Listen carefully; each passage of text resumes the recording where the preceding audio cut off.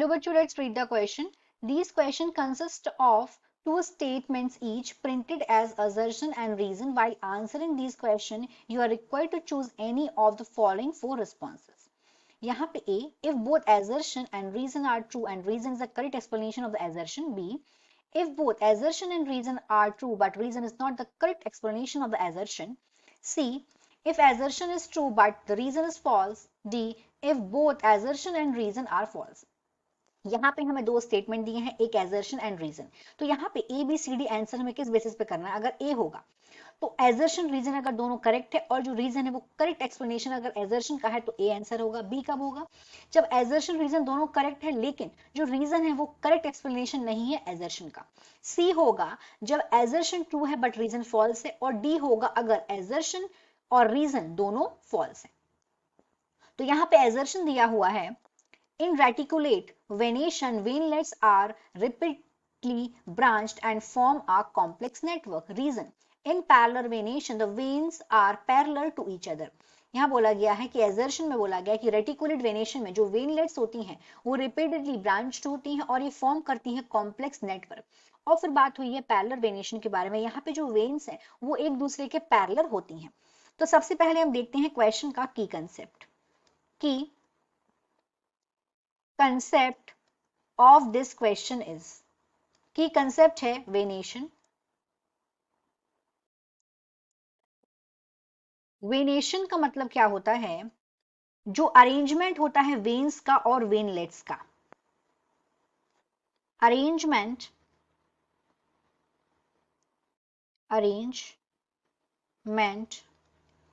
Of veins का arrangement और veinlets का अरेंजमेंट एंड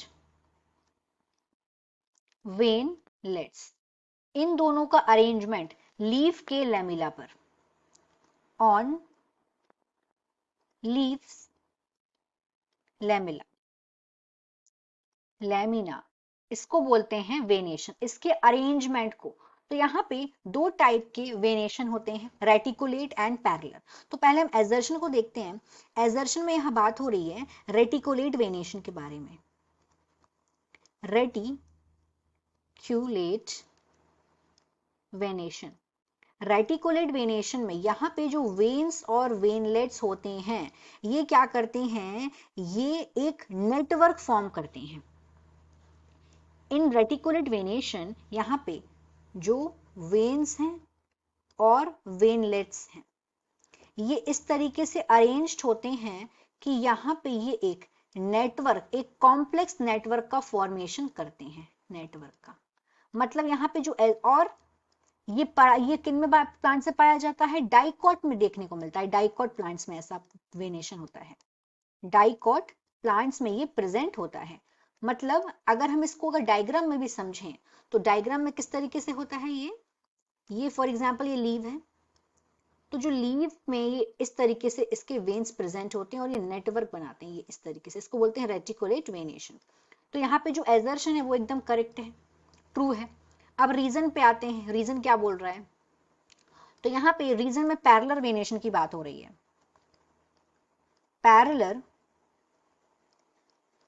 वेनेशन, तो पैरेलल वेनेशन में जो वेन्स का अरेंजमेंट होता है ये क्या होता है, एक दूसरे के पैरेलल रन करती हैं. यहाँ पे जो वेन्स होती हैं ये रन करती हैं पैरेलल एक दूसरे के, run parallel to one another. और इस टाइप का जो वेनेशन है ये प्रेजेंट होता है मोनोकॉट प्लांट्स में. मोनोकॉट प्लांट्स में ये प्रेजेंट होता है. अगर हम इसको डायग्राम में भी समझें कि डायग्राम में कैसे होगा, तो ये एक लीव है. यहाँ पे जो वेन्स है वो एक दूसरे के पैरेलल होती हैं. तो ये इस तरीके से होंगे, ये लाइक दिस. और ये मोनोकॉट प्लांट्स में होता है. तो यहाँ पे जो रीजन है वो भी ट्रू है, लेकिन यहाँ पे जो रीजन है वो करेक्ट रीजन, करेक्ट एक्सप्लेन नहीं कर रहा है एजर्शन को. इसीलिए राइट आंसर हमारा होगा B. Both assertion and reason are true but reason is not the correct explanation of the assertion. So in this question the final answer is B. if both assertion and reason are true but reason is not the correct explanation of the assertion. Hope you understood it well. Best of luck.